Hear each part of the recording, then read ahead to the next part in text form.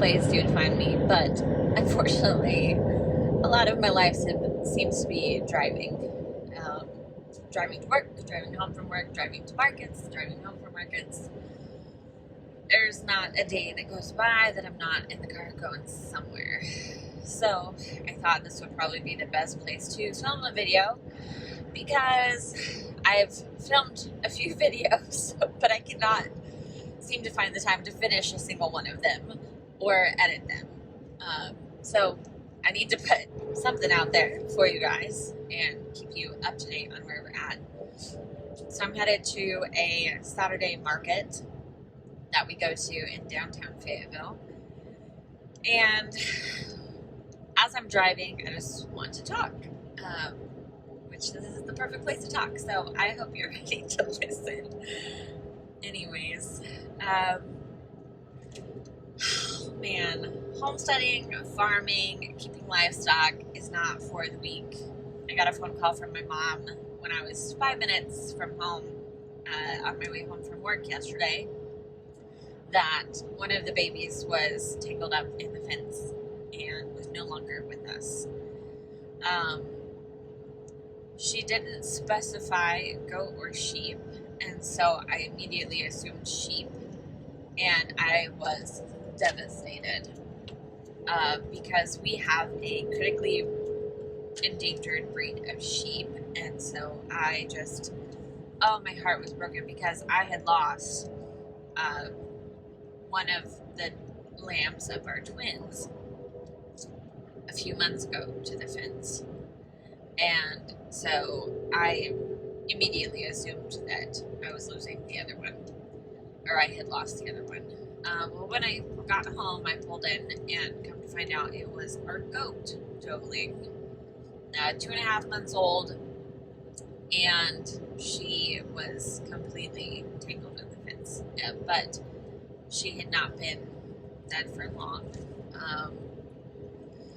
But I had put Zara in the stall along with all the other sheep and goats, and so Zara was calling for her. Well, I had to kind of work for a little bit to get her untangled from the fence. And once I got her free, I laid her in the barn and I let Zara out of the stall.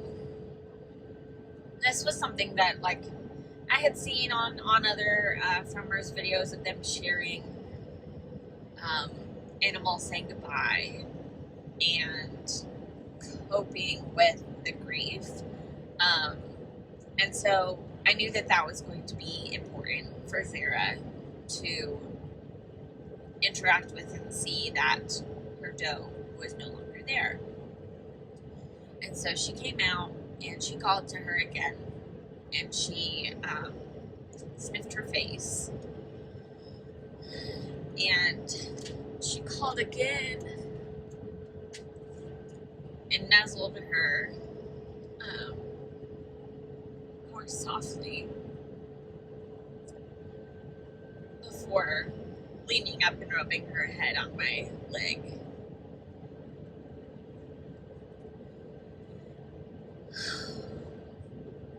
Such a heartbreaking thing to be a part of, but I needed her to understand that she was gone so that she wouldn't keep calling for her. Sorry, I wasn't expecting to have the waterworks. I cried so much yesterday. But when we love our animals hard, even if we know that some of their destiny is to go to the freezer, we still love them. We still care for them. And oh my goodness, did that just rip at my heart yesterday to experience that and to go through that with a goat that I've loved for the last few years now. But unfortunately, it's times like this where even though you want to throw the towel in, you just got to keep going. And you can't stop. You can't quit. So I had tried to call around to see. We have some friends. We live in an area where goat meat is very popular. And so I had reached out to some friends who might be connected in the community to see, obviously time is of the essence when you have an animal like that. But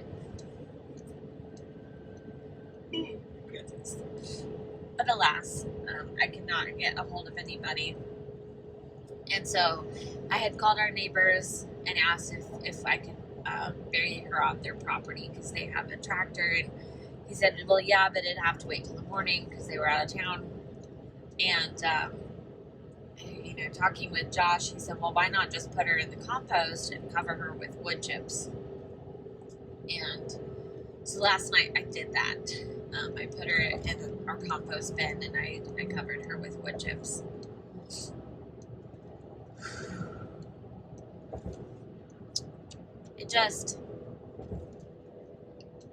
I really didn't want to get up and go to the market this morning. And I told Josh that, and he said, nope, you got to get up and go because you need the people. And he's right. I need the people. All right, well, I'm back home from the market. My phone told me I did not have enough space to continue recording, so I thought I'd go ahead and take care of that when I got home from the market. But yeah, he's right. I needed the people. And that's the biggest aspect of why we started our YouTube channel, was because, one, we wanted to save those memories for ourselves. I know that the internet is not forever, but being able to look back and see the very beginning of our journey is super humbling. If you have not watched any of our early videos, I recommend you going and checking that out. You'll laugh. We've gotten much better at filming and talking and sharing our life since our very beginning. But, we also started this to share and create that community that we so greatly desired. Moving to a city where we don't have family, and the closest family is 2.5 hours away. I know my parents visit a lot more often, but they are still 4.5 hours away. So still a good distance. But we share because it's what makes us human. We share and we're transparent because fellowship can be found in sharing. And it's tough to share the hard stuff, but that is what allows us to really work through it and be more okay with, this is our life. This is the decision and the responsibility that we take on when we take on livestock. So I needed to share that with you today, because that's what keeps me on task. That's what keeps me going. My mom made the comment of it makes her want to just throw in the towel and quit. And I said, but we can't stop. Like that's the thing, is we do this not for ourselves, but for him. And this is his will. And we know this because if it was not, this would not work. And so there was a lesson there. And it is truly time for us to say goodbye.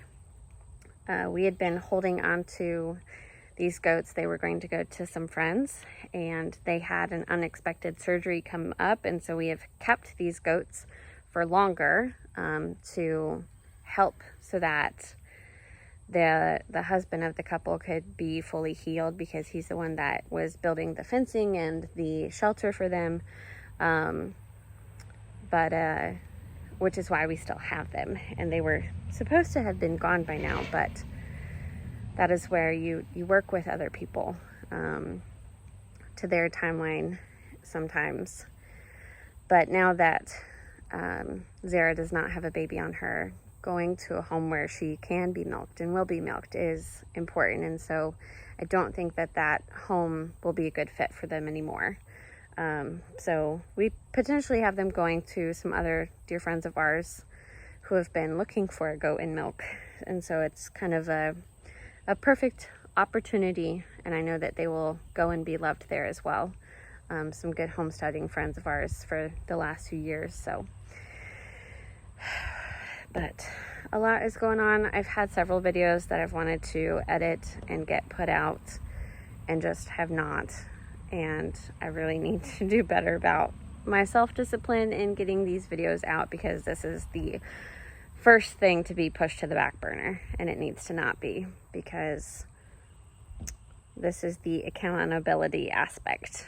And I know you enjoy watching these videos and enjoy being a part of our life in this way. So I will do better. I need to also start really filming videos of training the new puppy. It's a fun aspect to walk through. I had a friend comment on my last video and say that she would love to know the thought process behind the progressive training methods. And you know, there's something that all of us as people just clicks. Like that's our jam. That is our thing. That is what feels natural, feels immediate. And when somebody asks us to describe it, it's hard to put it into words. And for me, that is training and working with dogs. It's just always been natural, and it's hard for me to put into words how to explain certain things. I was interviewed on a podcast recently, the Farm Dog podcast. The episode hasn't come out yet, but he asked me how to describe shaping, how to shape a behavior, and I couldn't really like put a tack in how to explain shaping when it comes to dog training. So obviously I need to do better about that to make it a little bit more understandable. So the next video to come out will be dog training video, training our puppy, and I hope you guys are here for it. Thank you so much for watching today. See you next time.